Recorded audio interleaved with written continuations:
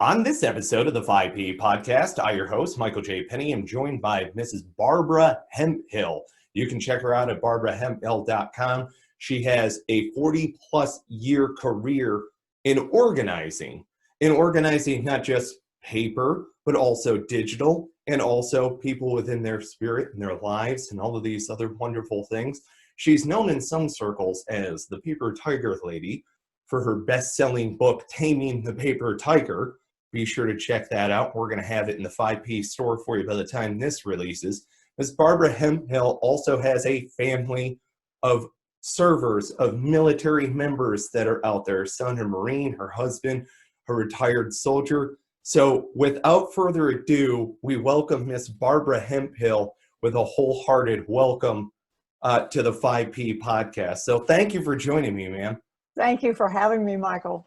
Absolutely. So we were talking a little bit about this before, as far as sending people to productiveenvironment.com. That's productiveenvironment.com. You're going to hear me say it throughout the episode. All right. And for all of our listeners who are familiar or not familiar with the podcast format, we go through the same 5 Ps that we use in the military management method. So I'm going to be starting this off with, what is the situation, the enemy situation? What is the problem opportunity that you are facing, Barbara Hemphill, with productiveenvironment.com? Well, Michael, what we are doing is helping individuals and businesses create and sustain a productive environment, which we define as an intentional setting in which everyone can accomplish their work and enjoy their lives. And in this environment, there's a lot of pivoting necessary in order to be able to do that. Outstanding. Okay, so especially within chaotic remote worker, current state of affairs going on throughout the nation and the world as a whole, this is huge. So are you organizing a physical space? Are you, here, allow me to share an anecdote, right? Sure. Great leaders focus on the nouns, putting the right people in the right place, providing them the right things, you can accomplish everything. So how do you go about this as far as your execution is concerned? Well, we do our work now entirely virtually, and we're doing it virtually in someone's physical space, in their office. So right now we're working especially with all the people who are trying to regroup into a home office. Maybe they had a home office before, but it was kind of chaotic, and now it's really important that they get it together. So we are working on putting systems in there. My whole business has been based on 4 words. Clutter is postponed decisions. And clutter prevents you from accomplishing your work and enjoying your life. And so what we're doing is helping people focus on what is in their space and asking a very simple question. Does this, whatever this is, this might be a physical thing, it might be an email, it might be a digital document, it might be a to-do on their to-do list, it might be somebody who's in their space who doesn't need to be there. In environments now, there's boundaries, and saying, does this help me accomplish my work or enjoy my life? And if the answer is no, it's clutter and you can't afford it. Wonderful. Yeah, and I definitely understand that changes the energy of the environment also. Is that something that you play into? Because we were talking about this a little bit, and I've seen this on the website. Is this something that plays into also your life, spirituality, the essence of you? Because I know what it's like decluttering up here in order to actually get to the priority target. How do you work with people in that regard? Well, I wrote a book my most recent book is called Less Clutter, More Life. And the premise is that physical and digital clutter is a symptom of emotional and spiritual clutter. So when people have, and your ability to accomplish any task or goal is directly related to your ability to find what you need when you need it. And when you have a lot of clutter, you can't do that. And the thing that prevents people from getting rid of clutter is always emotion. It's a fear. It's a fear that they'll make a mistake, the fear that they'll offend someone, the fear that we won't be responsible, the fear that they'll want it back, the fear that they'll forget. And so we help them address what that is, but do it physically. So most often we start in somebody's office with the physical things, because the reality is if you organize the physical, the digital and everything else gets a whole lot easier. What prevents you from organizing the physical or the digital is the emotional and spiritual. Organizing in and of itself has no value. And there are, in fact, people, you may know some, who spend all their lives organizing, but they never have anything to show for it. Mm-hmm. So when someone says to us, I want you to help us, we say, to do what? If you were organized, what would you be able to do that you can't do now? How would you feel that you don't feel now? How would you know? How would we be able to track it? And when we know that why, then it's like, okay. And we have a scorecard. You'll see that on our website. You fill out this scorecard. It's 15 questions. It takes less than 5 minutes. We've looked at thousands of those scorecards. And when we look at it, we can very quickly say, okay, this is what you need to do to get on the right track to make your environment a productive environment so you can accomplish your work and enjoy your life. Outstanding. Barbara Hemphill of productiveenvironment.com. You need to check out productiveenvironment.com. It starts with, dare I say it, decluttering ourselves to a certain extent, prioritizing where we want to go. It's interesting because as a Marine and an infantryman living out of just a big backpack out in the middle of the desert, it's easy to say, oh, I wish that I had all of these things. I would say it's better to go with, I'm grateful that I have what I've got. And yeah, a little something extra might help out the mission. Or is it just going to clutter up? Is it just something else that I have to maintain accountability of? And maintaining accountability of something is a stressor unto itself. Absolutely. That is so true. And I want to point out something you said. You talked about sometimes you have to get your mental and spiritual life in order first. And that's true. But sometimes, and we've seen this many times, we can flip it around the other way. So I believe that God created each and every one of us for a specific mission. I believe that in my heart of hearts. So what I've been doing for 40 years. I love it more now than ever because this is what I was put on earth to do. A lot of people are not really clear about what that's especially now. When the world's kind of turned upside down, it's like, well, I've been doing this for 5 years or 10 years or 20 years and I can't do that anymore. So what do I do? So here's the intriguing part, and I've seen it over and over, and it came from my own experience. My first marriage ended after 14 years. I was devastated. Nobody in my family had ever been divorced. I love this man to death. We had 3 adopted children, and I was just devastated. And I was sitting in a counselor's office, and the counselor said, okay, Barbara, you have a blank slate. What do you want? And I said, I don't know. I said, I was Mrs. Tom and I expected to be Mrs. Tom for 5 decades and I really don't know. She made a statement that was life-changing and which is part of what we use in our work today. She said, let's start with what you don't want. Well, that's clutter, right? So we can even do that in a physical space. I can tell you the percentage of people who have a room in their house which was supposedly supposed to be an office or a guest room that is full of postponed decisions is huge. Yeah. And so it's like, okay, we need to clean this up, but we have to have a why for cleaning it up. And if they say, well, I don't know what my why is, then the really great way to start is say, well, let's go look at these physical things. Let's pick them up one by one and say, does this help you accomplish your work or enjoy your life? And if the answer is no, it's like, oh, okay, well then we don't need to get rid of that. And if you do that, what happens is it reveals what your purpose is. It's just magic. Man, that's so fantastic. This is Barbara Hemphill at productiveenvironment.com. Go see what we're talking about here. If you want to get a better understanding of Miss Barbara Hemphill, go to barbarahemphill.com. Check her out. You can see in the show notes, spelling of the name, all of that other good stuff. I'm going to be sure to include the link in there also in order for people to get a better understanding of who you are and where you're coming from with this, because you are such a genuine person in how you describe this. I've seen other interviews. You're a very spiritual person. I deeply appreciate that. I'm grateful the fact that you bring that out in other people in order to figure out really what the priorities deep down within our soul are.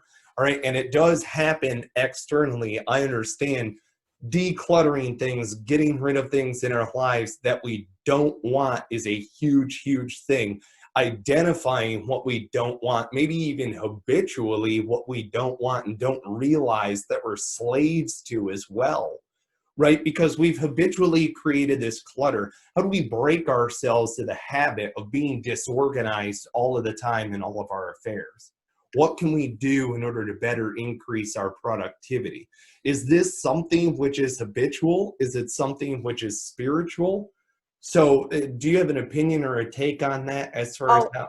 Yeah, Yeah. I mean, I could talk about this for days because I do. It's like the answer to all your questions is yes. It's complicated. I mean, if it weren't complicated, there wouldn't be so many people struggling with it. I mean, Marie Kondo is out of Japan. She wrote a book and has a Netflix TV show called The Magic of Tidying Up, and it's sold millions of copies because clutter is something that's really bugging us, not only individuals, but also, Michael, businesses, organizations.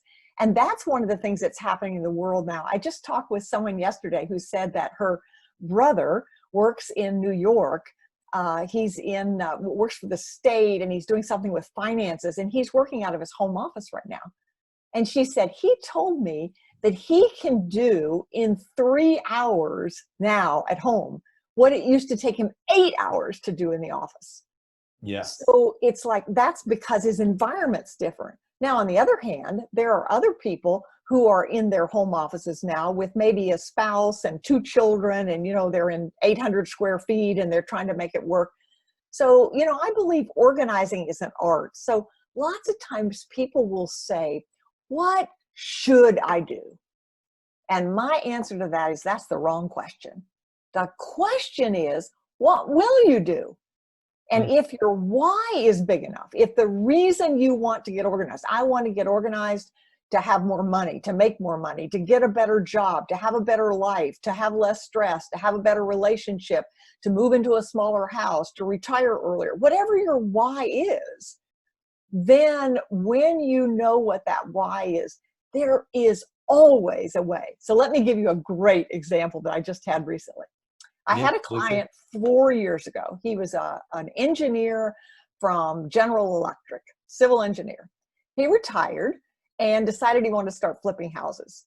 Well, if you're flipping houses, you have a lot of paperwork or digital, depending on how you do it. And he wasn't used to that because he'd been an executive. He always had secretaries and people. And suddenly he was in his home office having to figure this out. And he has ADHD, which I do too. So I'm very aware of that. He was making a mess everywhere. So he hired us to come in for what we call a total office transformation. It's a 1-day experience, followed up with virtual follow-up for 90 days to kind of tweak the system. The system was perfect. I mean, we could pick up any piece of paper he had. He knew exactly where it would go. Well, he called me. This is 4 years later. And he said, okay, I have to have somebody come help me. This is just a mess. And I said, well, what's the problem? I mean, you have a system. He said, well, I just hate paper. I just get paralyzed. And I said, well, we haven't really we don't have yet a robot that's going to go put the pieces of paper in the file. So either you have to hire somebody to put the pieces of paper in the file, or you have to do it yourself. And so then I asked him a question. I said, so why do you want to get organized? And he said, to have a life. I said, okay, so what does that mean to you? Having a life, what does that mean? And so he's, was talking about it a little bit. And I said, so here's a question. Do you have to get all those papers that you've been fighting with for 4 years organized in order to have a life? And he said, no. So I said, so you have the option, literally, of taking those papers and throwing them in the trash and saying, I'm going to have a life. So I thought about it overnight, and I called him the next day and I said, I think the chances of your doing that, I mean, your why, in order for that to happen, your why would have to be very vivid. I mean, you'd have to be able to smell it, feel it, taste it in order to say, okay, I've had it. I'm done with this. Yeah. I think it's unlikely. So I said, you told me that one of your issues was you just couldn't stay focused. So I said, let's make a deal. Let's try something. You give me 1 hour a day that you will be committed for 2 weeks, 5 days, 5 business days for 2 weeks in a row. And I'll put one of our team members and we will sit with you on a Zoom call, and you can focus for that 1 hour. And then at the end of the 10 days, you can analyze how much you've accomplished. And you can say, is it worth it? Part of the deal was, in those papers was a potential $200,000 lawsuit. So I said, Wow. do Yeah. you need the 200,000 to have a life? He said, no, not really. And I said, and what are your chances of winning it? He said, well, I can't win them at all if I don't deal with the paper. But he said, if I get the paper together, I think I have a good chance. So I said, if you do these 10 days and you see how much you accomplish, then you'll know whether or not you wanted to move forward to do it. Well, he discovered that after he did, we're on day 8 right now, and he's making great progress. And so that brings 2 very important things here. In order to get organized, you have to have 2 things. You have to have a system. So we said clutter is postponed decisions. It's not enough to make the decision. So for example, with paper, there's only 3 decisions you can make: file, act, or toss. File means I don't know if I'll ever need it, but I don't have the guts to throw it away. So we're going to put it in what we call not a filing system, but a finding system. Act means I need to do it. So then you have to say, okay, what do I need to do? And when am I going to do it? And toss means I don't need it, so we can toss it, file it, or shred it. It's not enough, however, to make the decision. You have to have a system to implement the decision. And we use the acronym for system of saving you space, time, energy, and money. Every time there's something you do repeatedly, you have to have a system. So he had the system in place. What he didn't have was accountability. And research shows you're 67.7% more likely to accomplish a goal if you have an accountability partner. So we provided him the system and the accountability, and I believe he'll succeed. Outstanding. That is so great. There are so many takeaways and insights inside of just that alone. And I really do appreciate what you're saying here, Miss Barbara Hemphill at productiveenvironment.com. It's the external and the internal effects of organization, and it is hugely beneficial. If you folks are watching this or listening to it, be sure to join the 5P Inner Circle to get all of our long-form interviews and all of the valuable insights from guests like Barbara Hemphill at productiveenvironment.com. This is so great, and I appreciate the fact that you're open and honest about things that occurred in the past and how people can get organized moving forward in the future. I've got to ask you, what's your immediate direct front, aside from productiveenvironment.com? You mentioned your most recent book title release. Could you mention again for our audience members? Yes, it's called Less Clutter, More Life. I'll hold it up here so you can see it. It's it's like an art book. Yeah. And it's less than an hour read. And what it does is it talks about, we have a 5-step process that we use called the productive environment process. And we use that process for all the work we do. The 5 steps are: 1, state your vision; 2, identify your obstacles; 3, commit your resources; 4, design and execute your plan; and 5, sustain your success. And the common word in those 5 steps is your. So organizing and productivity is an art form. And I want to say one thing, Michael, because I'm sure there are people who are listening to say, oh, I wish my husband could hear this, or I wish my boss could hear this. Forget it. I've actually had people who wanted to buy this book for their spouse, and I won't sell it to them.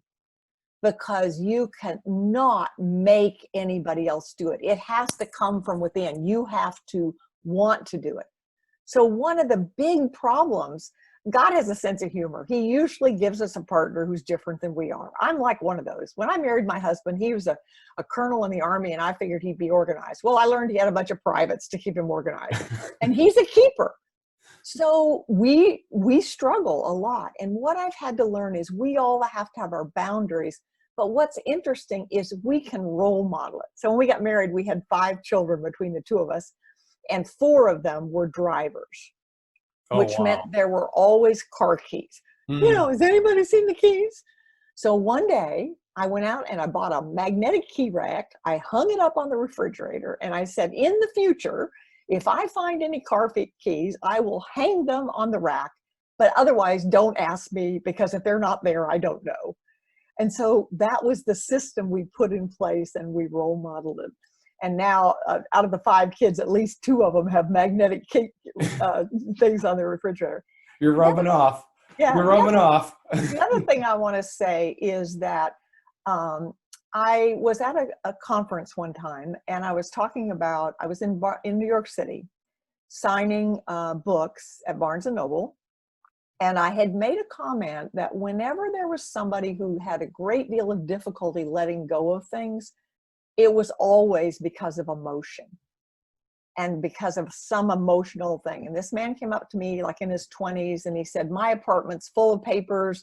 Every time I try to fix them, I become physically frozen. And then he stopped and he said, my mother died when I was 6. Are you telling me I have to deal with the grief of losing my mother before I can organize my papers? I said, I can't really answer that. I'm not a mental health professional, but I can tell you what I've seen over and over. If you will find someone you trust, probably not a family member, to help you decide what you really need and want to keep, you can organize your papers, and it will probably help your emotions as well. I said that at a conference, and a woman came up to me and she said, you just saved my marriage. I said, wow. That's pretty dramatic. Can you tell me what you mean? She said, I came to this conference with the intention of going home and telling my husband, to whom I've been married for 13 years, that I was leaving. Because she said, he's a pack rat, and I have allergies, and I can't clean the house, and it makes me sick. And she stopped, and the tears went down her face, and she said, his mother died when he was 7.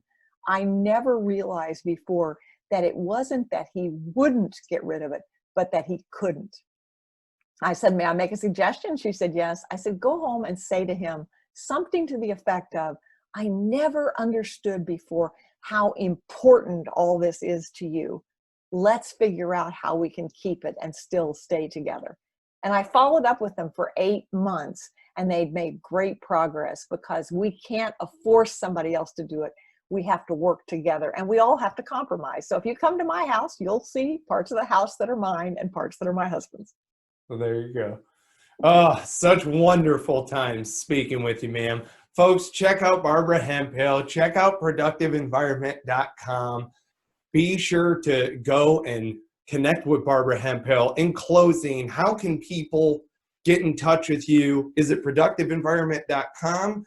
Are you connectable, let's say, for instance, over other social media streams? Absolutely. I'm on LinkedIn. I'm on Facebook.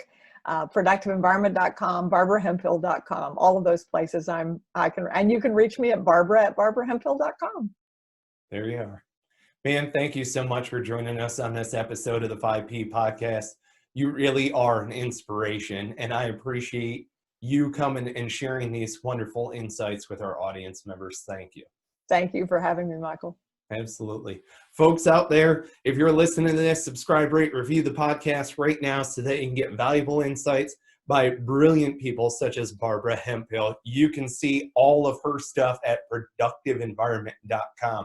If you're watching this on our YouTube channel, hit subscribe and ring that bell so that you get notified on each one of our releases. We've got all of our long form interviews inside of the 5P Inner Circle. They are uninterrupted for all of our 5P Inner Circle members to enjoy.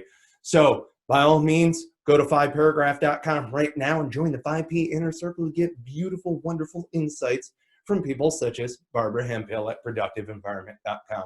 Folks, thank you so much for listening to another episode of the 5P podcast. I am truly grateful for you. I am grateful for our 5P family. Thank you to each and every one of you. And until next episode, take care and be well.